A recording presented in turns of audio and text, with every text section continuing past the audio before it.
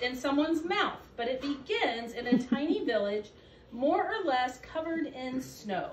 The snow had fallen during the long night during which children had pressed their faces to the windows looking for a glimpse of a man who they suspected of bringing them wonderful gifts. But instead they heard a terrible noise from a certain cottage in the neighboring arrondissement, a word which here means place where something was being born. The cottage was already regarded with some suspicion, as it was the only place not decorated with flashing colored lights at this time of year. The thing that was being born was a latke, a word which here means potato pancake. Latkes are a traditional part of the celebration of Hanukkah, a holiday commemorating a miraculous Jewish military victory. Nearly everything in this world is born screaming, and the latke was no exception. Let's see, I was trying to skip some words, but even though the latke wasn't conceived and born the way you and I were conceived and born, but instead was fashioned from grated potatoes, chopped onion, beaten eggs, and a dash or two of salt, once these ingredients were properly mixed, the latke was slapped into a pan full of olive oil, heated to a very high temperature, and this is when it began to scream.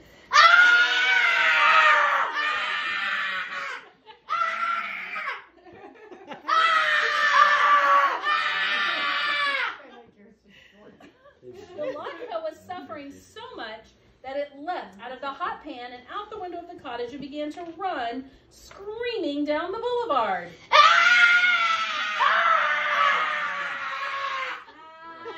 This may seem like unusual behavior for a potato pancake, but this is a Christmas story in which things tend to happen that would never occur in real life.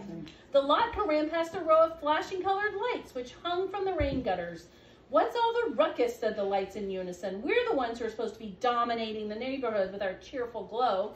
"I was just thrown into a pan of boiling oil," the latke cried in reply. "Can you believe it?" "Yes," said the flashing colored lights, "but we can't imagine why." "Because I'm a latke.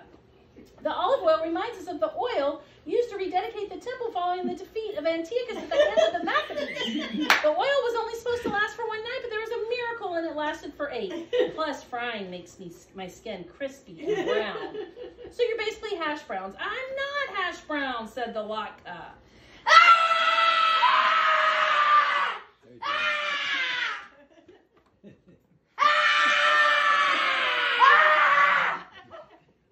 The latke rounded the corner and found itself face to face with a candy cane, which wrinkled its red and white nose at the latke in distaste.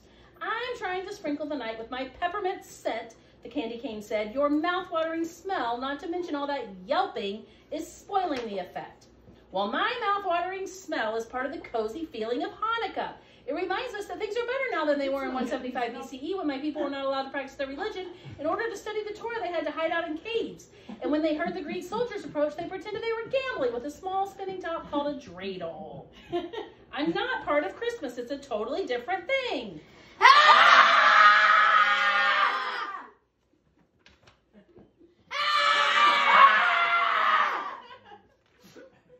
The screams of the latke grew quieter and quieter as the pancake ran out of the village into the surrounding forest. Its utter fury was unabated, a phrase which here means the latke was still very annoyed at the objects to whom it had spoken, but it was quite tired, so it decided to rest for a few minutes between the branches of a little pine tree.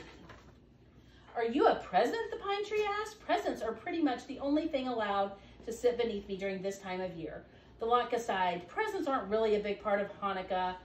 There's nothing wrong with giving gifts to loved ones, of course, but it's more important to light the candles for 8 consecutive nights to commemorate the miracle of the temple and the miracle of victory, even when you were thoroughly outnumbered, so you shouldn't give up hope. Plus Santa Claus," said the pine tree. The latke was too exhausted to scream. "Santa Claus has nothing to do with it. Christmas and Hanukkah are completely different things." We shouldn't have waited until the last minute to get ready for the Oh, there's a family coming. Hold on.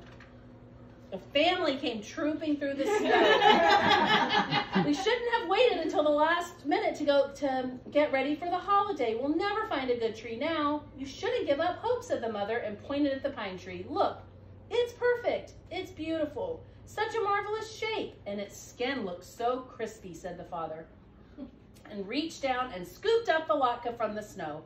We'll need to reheat it, of course, but this will be perfect for Hanukkah dinner with a topping of applesauce, sour cream, or even jam.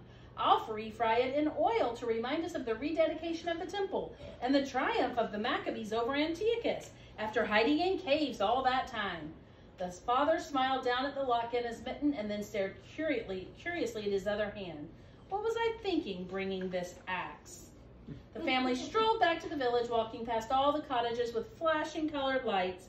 They carried the latke into their own home, which was warm and cozy, and sat down at the table. It's very frustrating not to be understood in this world. If you say one thing and keep being told that you mean something else, it can make you want to scream, but somewhere in the world there's a place for all of us. Whether you are an electric form of decoration, peppermint-scented sweet, a source of timber, or a potato pancake.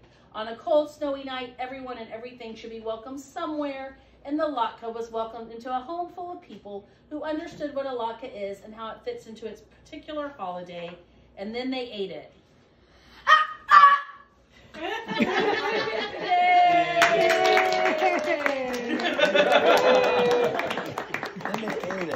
Such a good story.